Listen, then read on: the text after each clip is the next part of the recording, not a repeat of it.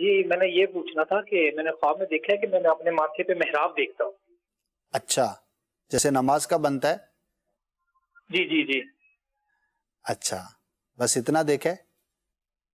نہیں بس تھوڑا سا دیکھا ہے. تو میں دیکھتا ہوں تو کہ شیشے میں دیکھ رہا ہوں تو میرے سر پہ محراب ہے. تو ٹھیک جب ہے، میں دیکھتا ہوں تو پھر میری آنکھ کھل گئی ہے. تو بس یہی. ماشاءاللہ اچھا خواب ہے. دیکھیے محراب بن جانا یہ نمازی کی علامت ہوتی ہے. جو نماز پڑھتا ہے تو اس کے ماتھے پہ نشان بن جاتا ہے. اچھا، کسی کا جلدی بنتا ہے، کسی کا دیر سے، کسی کا نہیں بھی بنتا. تو یہ ڈیپینڈ بھی کرتا ہے جلد پر، انسان کی جیسی ماتھے کی جلد ہو. تو ایک اچھا سائن ہے، آپ نے دیکھا ہے.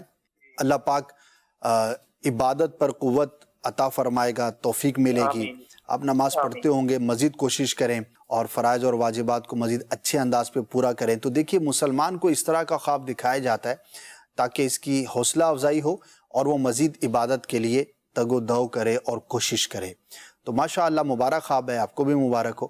مزید کوشش کریں گے تو اللہ مبارک. توفیق الہی سے جو ہے وہ آپ کو عبادت پر قوت مزید نصیب ہوگی.